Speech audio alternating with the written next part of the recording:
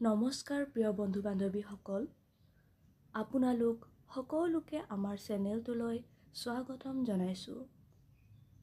আজি আমি এই ভিডিঅ'টোৰ যোগেদি আলোচনা কৰিম আচলতে এক্সিছ বাৰনো কি হয়, আমি এক্সিছ বাৰ্ছ কিয় কৰিব লাগে, এক্সিছ বাৰ্ছ কৰিলে আমাৰ কি কি লাভ হয়, লগতে ৰেইকি, EFT বা এই ধৰণৰ প্ৰক্ৰিয়াবিলাক আমি কিয় ব্যৱহাৰ কৰিব লাগে, এই গোটেইখিনি কথা আমি আজি এই ভিডিঅ'টোৰ যোগেদি আলোচনা কৰিম। গতিকে আপোনালোকে আজিৰ এই ভিডিঅ'টো শেষলৈকে চাব। গতিকে বলক এতিয়া পলম নকৰি আৰম্ভণি কৰোঁ। এক্সিছ বাৰ্ছ বা ৰেইকি বা EFT এই ধৰণৰ প্ৰক্ৰিয়াবিলাক যেতিয়া আপুনি আপোনাৰ জীৱনত অৱলম্বন কৰে, তেতিয়াহ'লে নিশ্চয় আপুনি কিছুমান বিষয়ত সাৱধান হ'ব। যেনেকৈ আমি আমাৰ বহু সময়ত আমাৰ নিগেটিভ ইচ্ছা আকাংক্ষাবিলাকত আমি গুৰুত্ব দিওঁ। নিগেটিভ ইচ্ছা আকাংক্ষাবিলাক আমাৰ কাৰণে হাৰ্মফুল হয়।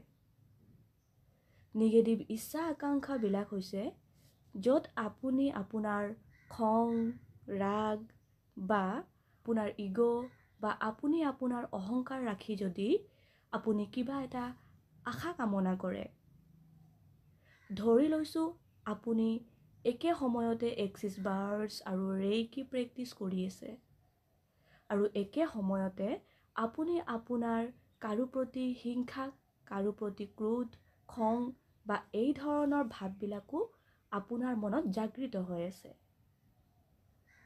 তেতিয়াহ'লে নিশ্চয় আপুনি নিজৰ প্ৰতি প্ৰশ্ন, আপুনি নিজৰ প্ৰতি আপুনি এনালাইজ কৰাটো দৰকাৰ।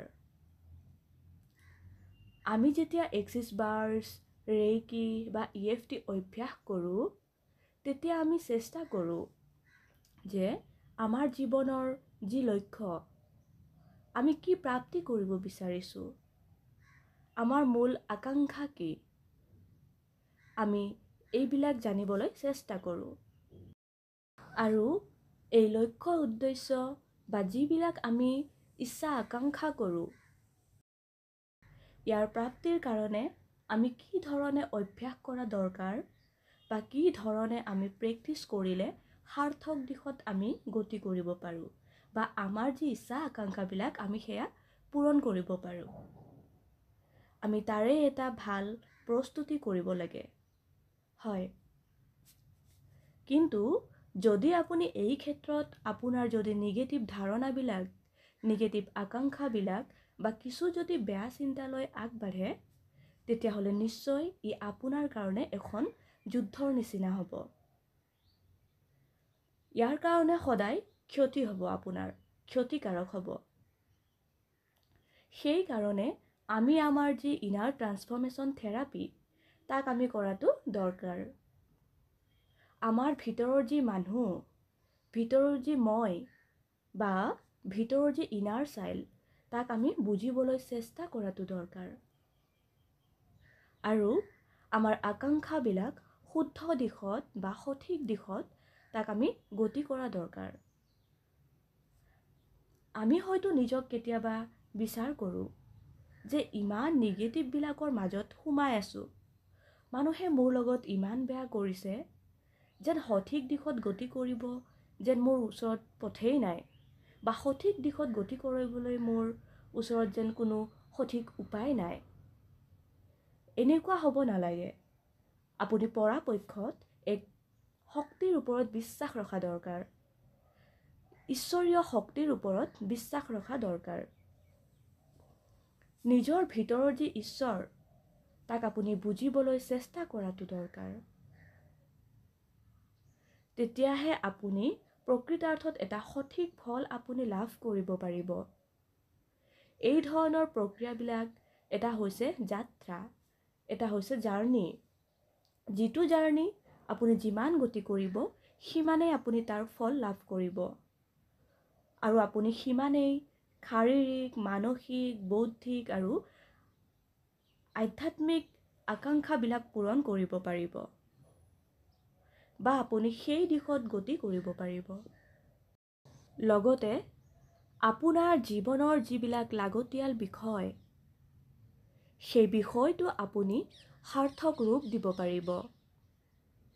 কিন্তু এনেকুৱা বহু বিষয় আছে যিবিলাক বিষয় হয়তো আমাৰ নিজৰ কাৰণে ক্ষতিকাৰক, আমাৰ নিজৰ কাৰণে হাৰ্মফুল, আৰু এইখিনি বিষয় আমাৰ কাৰণে হাৰ্মফুল হয়। এইখিনি ক্ষেত্ৰত আমি ডিচিশ্যন নিজৰ ভালদৰে আমি মেকিং কৰাটো দৰকাৰ। সেইকাৰণে আমাৰ ছাবকনচিয়াছ মাইণ্ডৰ যিবিলাক বিষয়, ছাবকনচিয়াছ মাইণ্ডে যিবিলাক আপোনাক পাৰ্মিশ্যন দিয়ে, ছাবকনচিয়াছ মাইণ্ডে আপোনাক যিবিলাক এডভাইচ দিয়ে, তাক আপুনি বুজিবলৈ চেষ্টা কৰাটো দৰকাৰ। আমাৰ ভিতৰৰ যি ছাবকনচিয়াছ মাইণ্ড, আমি জানো যে আমাৰ কনচিয়াছ মাইণ্ড আৰু ছাবকনচিয়াছ মাইণ্ড থাকে, অৰ্থাৎ চেতন আৰু অৱচেতন মন। এই মনটোৱে আমাক সদায় ক্ৰিয়া কৰে। শুদ্ধ অশুদ্ধ ডিচিশ্যন লওঁতে আমাৰ চেতন আৰু অৱচেতন মনটোৱে সদায় প্ৰভাৱ বিস্তাৰ কৰে। আমি বুজিবলৈ চেষ্টা কৰা দৰকাৰ যে এনজাইটি আমাৰ যিটো ছাবকনচিয়াছ মাইণ্ড বা আমাৰ যিটো অৱচেতন মনে কি ক'ব বিচাৰিছে, আৰু তেতিয়াহে আমি আমাৰ সঠিক দিশত গতি কৰিব পাৰিম। গতিকে বন্ধু বান্ধৱীসকল, আপোনালোকেও এই ধৰণৰ যি ইনাৰ ট্ৰান্সফৰ্মেশ্যন থেৰাপি, যেনে reiki, access bars, mirror work, shadow work, সপোনপূৰ্ণ, স্বৰ বিজ্ঞান, লাভ এট্ৰেকশ্যন, এই ধৰণৰ বিভিন্ন থেৰাপি আছে। আপোনালোকে এই ধৰণৰ থেৰাপিবোৰ ব্যৱহাৰ কৰিব। আপোনালোকৰ জীৱনত দেখিব সঁচাকৈ এটা ভাল মেৰিগোল আপোনালোকে ৰিজাল্ট পাব। আপোনালোকে বিশ্বাস লৈ কৰিব, নিশ্চয় আপোনালোকে ৰিজাল্ট পাব। বন্ধু বান্ধৱীসকল, যদিহে আপোনালোকে মোৰ এই চেনেলটোত নতুনকৈ মোৰ ভিডিঅ' কণ্টেণ্টবোৰ চাই আছে, তেন্তে প্লিজ মোৰ এই চেনেলটো ছাবস্ক্ৰাইব কৰি ল'বলৈ নাপাহৰিব। ইয়াৰ লগতে আপোনালোকে মোৰ ভিডিঅ' কণ্টেণ্টবোৰ যদিহে চাই আপোনালোকে ভাল পায়, তেন্তে please like, comment and share কৰি দিবলৈ নাপাহৰিব। বাকী আপুনি ভালেই থাকিব, সুস্থ হৈ থাকিব। পুনৰ লগ পাম অন্য এটি নেক্সট ভিডিঅ'ত।